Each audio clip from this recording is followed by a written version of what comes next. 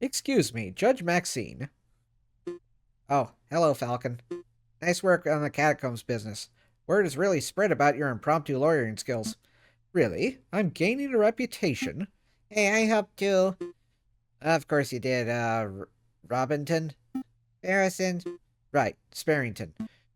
Judge Maxine, I don't suppose Monsieur Kakariko has filled you in on what we've been working on since then? No, he hasn't.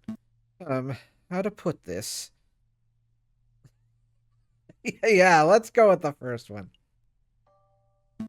We're planning a trial of sorts. We intend on forming a case against, the king. Right, and, we want you to abdicate. King against, trial against the king? Interesting. What are his exact charges? I'm not sure, to be perfectly honest. That seems to be Seven's territory. You aren't even sure of that. I don't think you're quite prepared for this trial. Maybe you should leave this to the lawyers who have more experience. I see. Well, thank you anyway. Let's make a move, Sparrowson. What about our judge? It doesn't matter. Let's focus on building a solid defense case for the king, and we can wing it from there. Maybe we can even hold the trial without any judge at all. Just Kakariko, me, and the king in the middle. Strange, Falcon. You're like your grandfather, and yet you're nothing like him. Wait, you knew my grandfather? Well, I wouldn't say knew. I was just a teenager when he was causing havoc in the courtrooms. But of course, I'm familiar with his work. Falcon, I find your career choice peculiar. Your grandfather worked so hard to prosecute King Louis the 16th, and yet here you are, rigorously working to defend your own king. Just like him, you would make an excellent prosecutor. So why did you choose the rocky path of the private defender?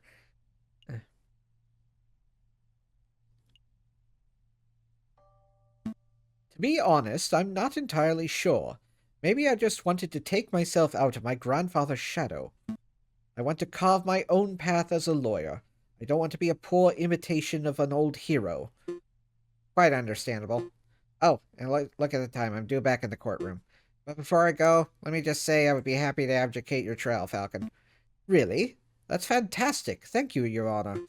No trouble. Tell me what the grandson of Maximilian, Robespierre is capable of. We have a name!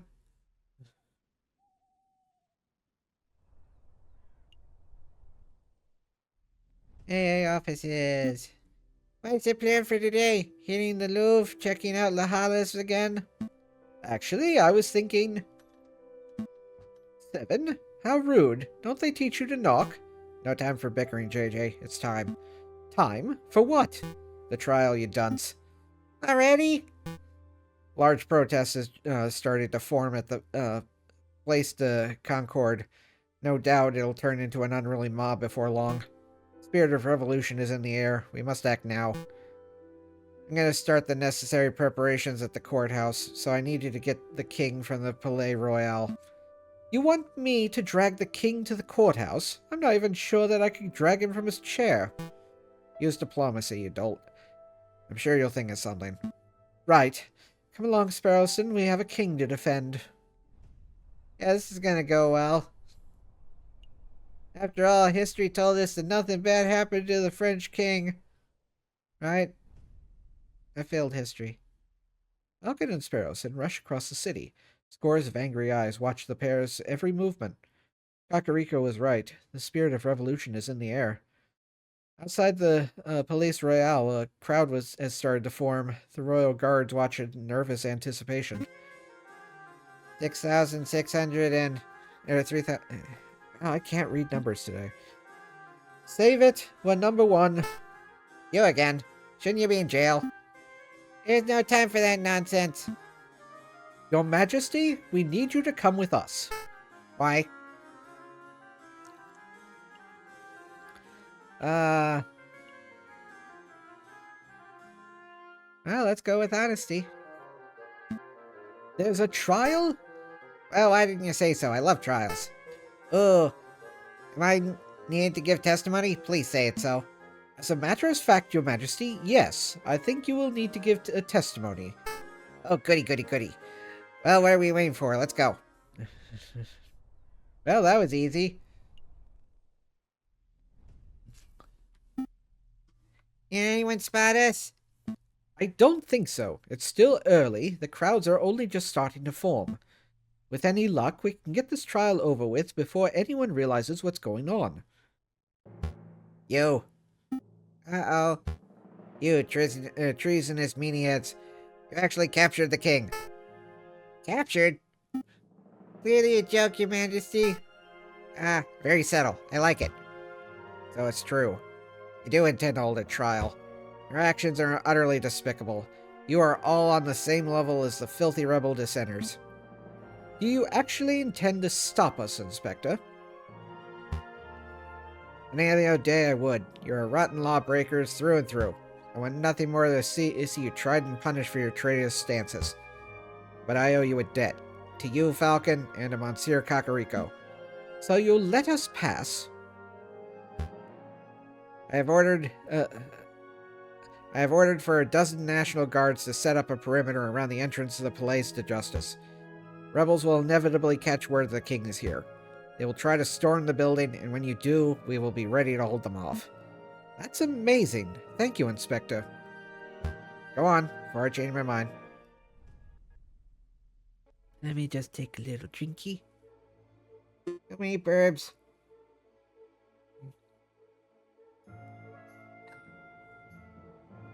Alright, settle down, everyone. Settle down. Oh, Sage be standing here? Am I in the right place?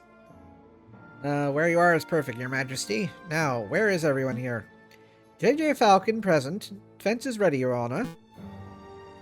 7 Kakariko present. The prosecution is ready, Your Honor. Oh, this will be good. Wonder who's on trial. Are the jury all here? All present and accounted for, Your Honor. Though, I'm surprised you found anybody. Everything seems to be in order. Court is now in session for the trial of King Louis Philippe. Oh, that's me. Wait, what?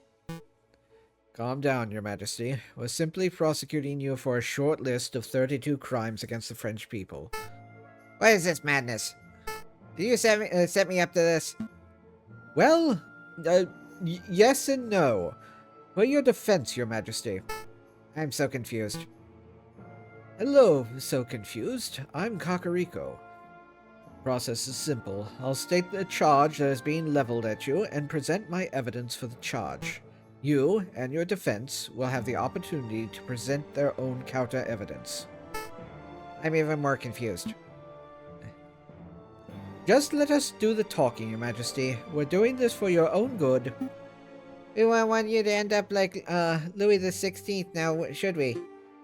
Let's proceed. Prosecution, present your first charge. King Louis Philippe, you are being charged with neglecting the lower classes of the nation. Your continued support of Guizot's outdated policies have resulted in an ever-growing wage gap. Poverty is rampant. Animals are forced to turn into begging, thievery, and burglary just to survive. How do you justify this vile attitude? Goodness, you're going straight for the jugular, aren't you? I'm a good person. I don't hate poor people. I feel mild contempt for them, certainly, but don't we all? Please allow me to do the talking, Your Majesty. 7. The king is far kinder to poor people than the general populace has been led to believe. Some would even describe him as generous philanthropist. Who? Who would describe him as a generous philanthropist? Some people out there, maybe. You're going to have to do better than that. Show me an example. Just one example of the king being generous to a poor person.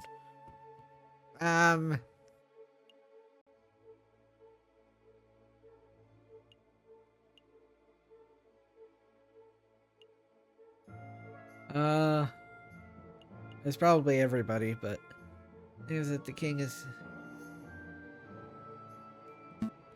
I would like to present this story. It is the account of a person who was was a sick and starving beggar.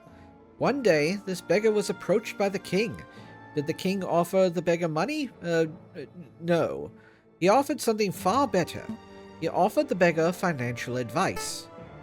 It's true, I did do that. Where is the beggar now? He runs a successful business that can pull 40 francs from a single client transaction. I should know. Amazing. The ex-beggar attributes the king for his radical transformation. Well, he didn't so directly, but it was implied.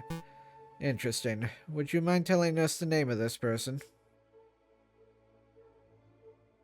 Renard Volpez. His name was Renard Volpez. Oh, Renard Volpez, the trickster and con artist who runs a deplorable private investigation service. You're familiar with him? Of course, that fox has been meddling in trials and disturbing investigations for years. If this is the caliber of person that's produced by the king's financial advice, then we should all be deeply concerned. Oh dear. Outside the Palais Royal, protesters charged at the building's gates, effortlessly overcoming the royal guards. Looters take the opportunity to overrun and ransack the building. What on earth is that? Where on earth is that accursed king? Gerald! No sign of him, ma'am. Rumor is he's gone fled into the building. His name is Guizot. Prime Minister? The Prime Minister and his king both fled before we even started the assault? How is that even possible? Madam Buford, I found someone who may be of use. Oh dear. Royal Guard. Nice find, Fontaine. Speak, duck. Where's the king? Ah, you think me a common turncoat. I would have you know that I am the mighty Officer Beck. I would sooner die than betray my country. Okay. Palais de Justice. A couple of lawyers came in and took him to the Palais de Justice. That was easy. Piero, Fontaine, gather the crowd. We're marching on the Palais de Justice. Uh-oh. What are we up to? Charge 12? Please continue, prosecutor. Very well. King Louis Philippe, you stand accused of crushing small businesses in favor of supporting wealthier industry giants. Such a nepotic attitude only serves to discourage people from forming their own enterprises.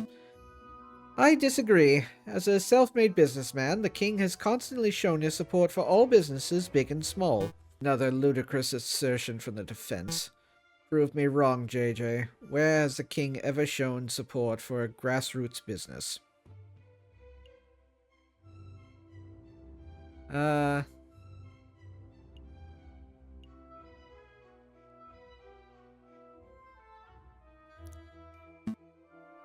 would like to present this story. It is the account of a fisherman, angler,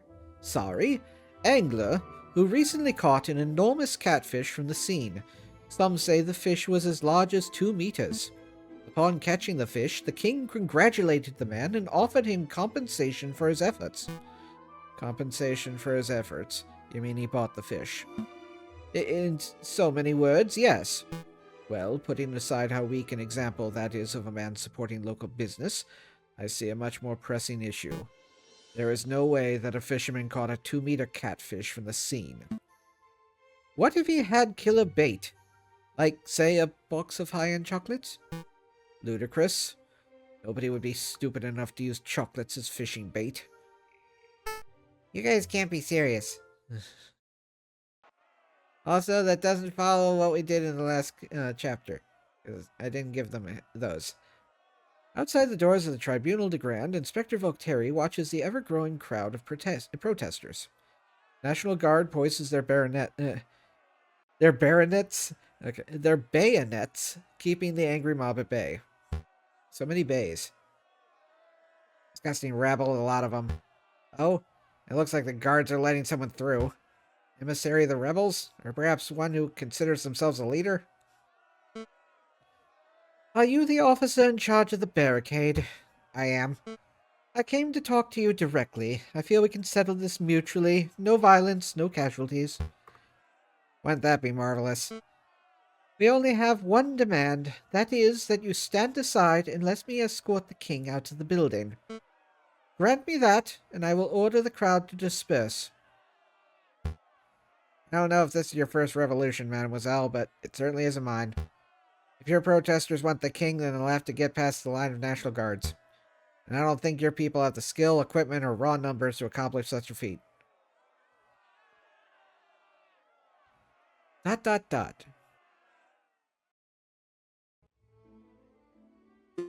I believe we're up to the last charge, are we not? Correct. Charge 32. King Louis Philippe, you are accused with being an imbecile. You are mentally unfit to run this country. Hey, no need to get personal. This isn't a crime it isn't a crime to be an idiot, Seven. Thankfully, if it were, we would be all doing some hard time right now. Illegal? No, but it does raise the question of why we are giving an idiot so much power. Let's not follow the example of Great Britain, who let the mad King George III rule for decades past his prime. King Louis Philippe is neither mad nor stupid. He is an intelligent and competent individual. I'll have you know that I'm only competent on prune days. Your Majesty, please. I don't get it. You've been chosen an impossible battle, JJ. The king's idiocy is widely accepted. I urge you to prove me wrong. Show me one shred of evidence that the king is not a blithering idiot. I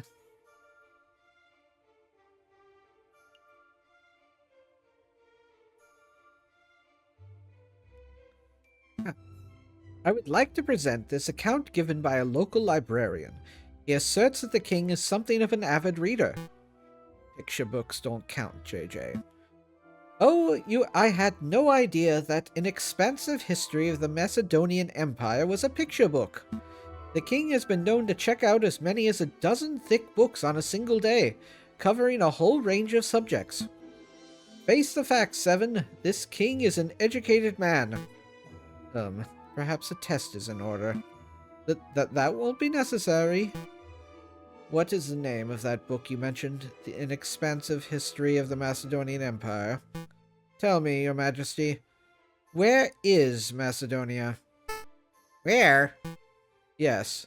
I'll even make it easy. Just tell us the name of the continent. What continent is Macedonia in? You can do this, Your Majesty. It's a 1-7 shot. Can you really do it? I want to say Africa. But I got it. London. The continent of London. Oh, mon Dieu. I think we're done here, Your Honor. As I've demonstrated in excruciating detail, the king is incompetent, lazy, stupid, and occasionally malicious. He isn't fit to run a bakery, let alone a nation. Very well, prosecutor. Does the defense have anything to add?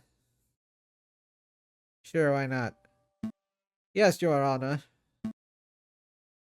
Okay, I've got nothing. I've defended this man to the best of my abilities. I have nothing more to say. Very good. Then I shall now converse with the jury. We shall determine precisely which crimes the king is guilty of and decide on an appropriate punishment. Punishment? Lawyer man, you have to do something. I'm scared. Calm down, Your Majesty. The whole purpose of this trial was to see that your punishment is fair and fitting. You're not going to end up with your head on a spike. At least I don't think you will. Thank you all for watching. You're welcome to come see me record these episodes live at twitch.tv/SuperBunnyBun. You can also say hi on Blue Sky at SuperBunnyBun. But most importantly, I'd really appreciate it if you could like yourself, comment about how awesome you are, and subscribe to Happy Thoughts. And until next time, stay spicy and huggable. Bye!